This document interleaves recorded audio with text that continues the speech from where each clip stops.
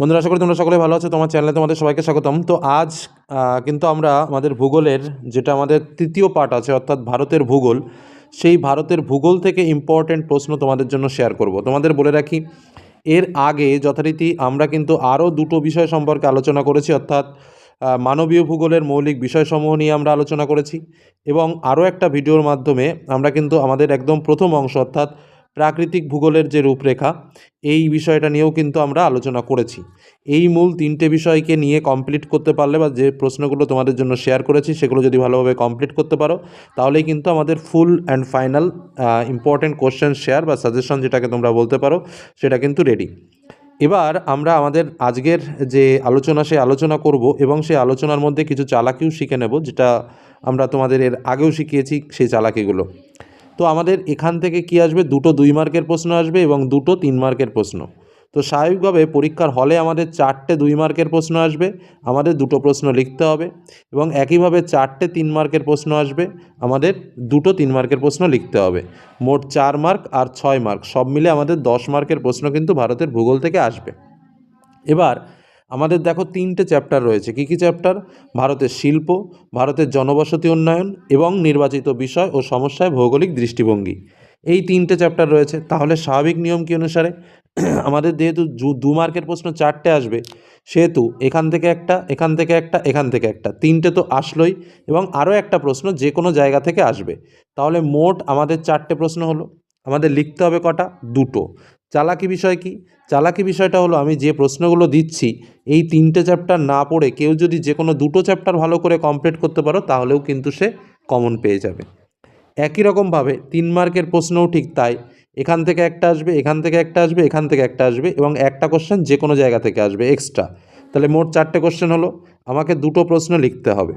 তাহলে আমি কি, যে কোনো দুটো চ্যাপ্টারের প্রশ্নগুলো যদি আমি ভালো করে পড়ি, তাহলেই কিন্তু আমি কমন পেয়ে যাব। হলো আমার চালাকি। তাহলে যে কোনো এই 3টে অংশের মধ্যে, এই 3টে অংশের মধ্যে কথাটা খুব ভালোভাবে বুঝবে, আমি যদি যে কোনো একটাকে অমিট করে দিই, তাহলেও আমার কোনো চাপ নেই। এবার স্যার আমি কোনটাকে অমিট করব? দেখো, আমার কাছে যদি বলো, আমি তো বলবো যে 3টে পড়াই ভালো। এটা হচ্ছে ভালো ছেলেদের লক্ষণ বা ভালো মেয়েদের লক্ষণ। চেষ্টা করবে সবগুলোই পড়ার। কিন্তু যদি কারো সময় না থাকে বা প্রচুর ব্যস্ত থাকো, সেক্ষেত্রে তোমরা কি করতে পারো আমি তোমাদের বলে রাখি। দেখো, 3টেই সহজ এবং 3টেই আমার কাছে ফেভারিট, কিন্তু এই ভারতের শিল্পসমূহে আমাদের তুলনামূলকভাবে অনেক বেশি প্রশ্ন পড়তে হবে। যাদের পড়াটা সেইভাবে হয়ে ওঠেনি, তাদের জন্য আমি বলবো, তোমরা এই যে দুটো অংশ, অর্থাৎ জনবসতি উন্নয়ন এবং নির্বাচিত বিষয় ও সমস্যায় ভৌগোলিক দৃষ্টিভঙ্গি, এই দুটো জায়গা থেকে প্রশ্ন যে কটা দিয়েছি সে কটা ভালো করে পড়ো, কারণ এ কটা পড়লেও কিন্তু তোমরা কমন পেয়ে যাবে। চালাকিটা হচ্ছে এখানেই। এবার আজকের আলোচনায় আমরা কি করব না, আমরা কিন্তু প্রত্যেকটা চ্যাপ্টার থেকে তোমাদের জন্য 2 মার্কস এবং 3 মার্কসের প্রশ্ন শেয়ার করে দেবো, যে প্রশ্নগুলো পরীক্ষাতে আসতে পারে।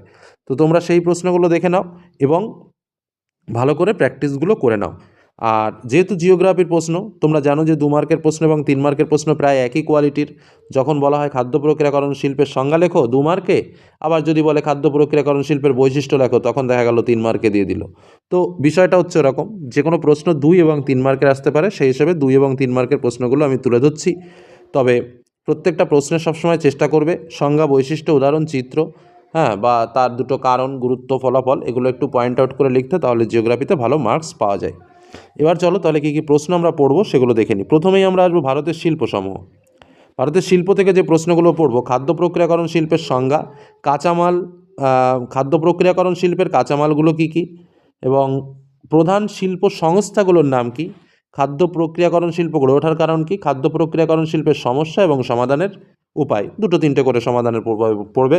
খুব বেশি পড়ার দরকার নেই, যে সমস্যা মানে আমাকে 8টা পয়েন্ট পড়তে হবে, এবার সমাধান মানে আমাকে 10টা পয়েন্ট পড়তে হবে, সেরকম না। কারণ তোমার হাইয়েস্ট মার্ক 3, একটা কথা মাথায় রাখবে, হাইয়েস্ট মার্ক 3 মানে সেখানে তোমাকে হাইয়েস্টলি সেখানে 5টা পয়েন্ট তুমি লিখতে পারো, তার বেশি লেখার কোনো প্রয়োজন নেই অকারণে। হ্যাঁ, সেইভাবেই প্র্যাকটিস করবে। দ্বিতীয় প্রশ্ন, বিশুদ্ধ কাঁচামাল ও অবিশুদ্ধ কাঁচামালের সংজ্ঞা, উদাহরণ দাও।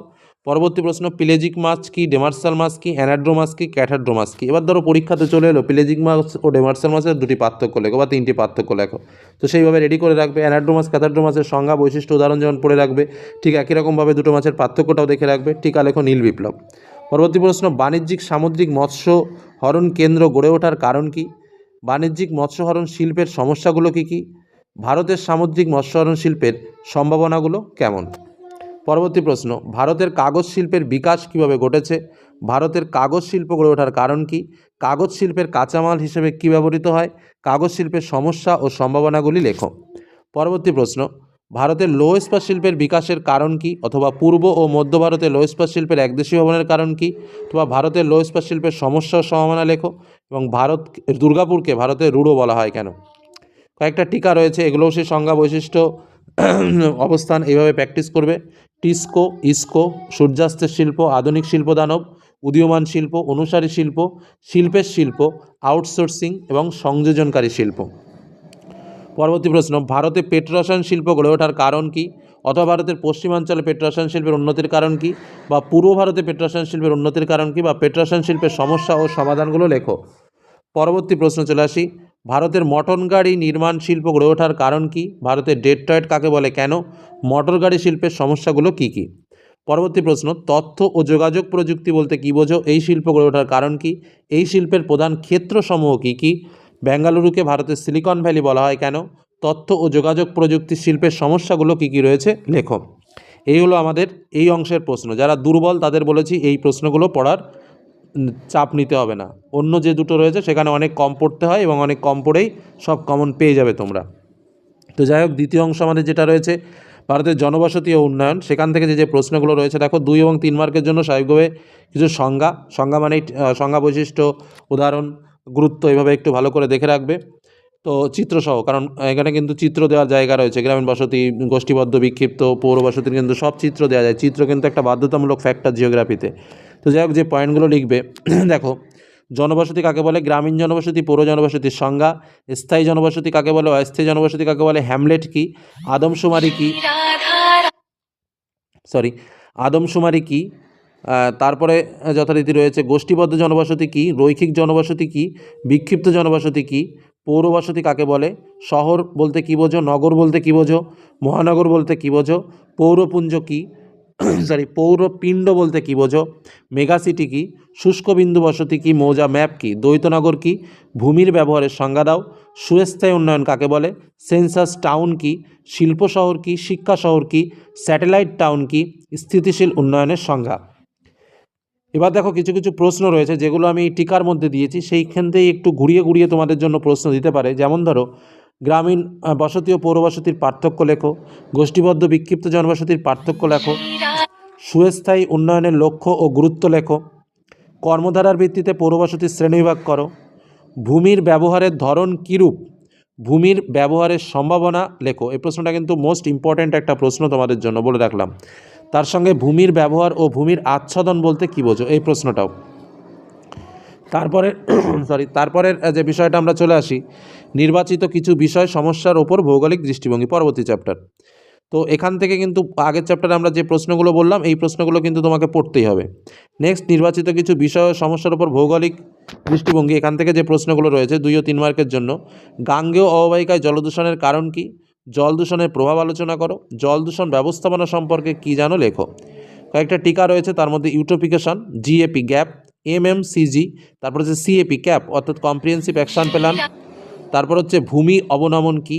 মানুষ বন্যপ্রাণ সংঘর্ষ বলতে কী বোঝো? ব্যাডল্যান্ড কি? শস্যাবর্তন কি? মালচিং কি? আর্সেনিক দূষণ কি? তারপরের প্রশ্ন, গঙ্গা দূষণ প্রতিরোধে কী কী পরিকল্পনা গ্রহণ করা হয়েছে? পরবর্তী প্রশ্ন, কলকাতায় বায়ু দূষণের কারণ ও প্রভাব আলোচনা করো এবং গৃহীত ব্যবস্থাপনাগুলো কী কী, মানে বায়ু দূষণের জন্য কী কী ব্যবস্থাপনা রোধ করার জন্য কী কী ব্যবস্থাপনা নেওয়া হয়েছে। নেক্সট, আর্সেনিক দূষণের কারণ, প্রভাব ও ব্যবস্থাপনাগুলো কী কী, বা আর্সেনিক দূষণের ফলে যে যে রোগগুলো হয় সেই রোগগুলোর নামটা একটু জেনে রাখবে। মহলের ভূমি অবনমনের কারণ ও গৃহীত ব্যবস্থাপনাগুলো কী কী। নেক্সট, সুন্দরবনে মানুষ বন্যপ্রাণী সংঘর্ষের কারণ এবং এই সংঘর্ষ মোকাবেলায় গৃহীত ব্যবস্থাপনাগুলো কী কী। এবং লাস্ট কোশ্চেন, ডুয়ার্সে মানুষ বন্যপ্রাণী সংঘর্ষের কারণ ও প্রতিরোধে গৃহীত ব্যবস্থাগুলো কী কী। এই হলো আমাদের টোটাল কোশ্চেন ভারতের ভূগোল থেকে। এর থেকে কম কোশ্চেন করা সম্ভব নয়, কারণ জিওগ্রাফি একটা লং সাবজেক্ট এবং এখানে প্রচুর ঘুরিয়ে ফিরিয়ে প্রশ্ন আসে। তবে এগুলো পড়তে খুব বেশি একটা লেট হবে না, একবার দুবার একটু রিডিং পড়তে পারলেই কিন্তু তোমরা পারবে এবং নিজে থেকেই কিন্তু উত্তরগুলো লেখা যায়। এটাই হলো মূল মজার বিষয়। তো এই প্রশ্নগুলো প্রত্যেকটা অধ্যায়ভিত্তিক তোমাদের সামনে তুলে ধরলাম, চালাকিগুলোও তোমাদের সামনে তুলে ধরলাম। এগুলো ভালো করে প্র্যাকটিস করে নাও পরীক্ষার আগে, কিন্তু এর থেকে কম করার চেষ্টা করো না, কারণ খুব বেছে তোমাদের জন্য এই স্পেশাল সাজেশন কিন্তু রেডি করা। এটুকু বলে আজকের আলোচনা শেষ করলাম। সকলে ভালো থেকো, সুস্থ থেকো, সাবধানে থেকো। ধন্যবাদ।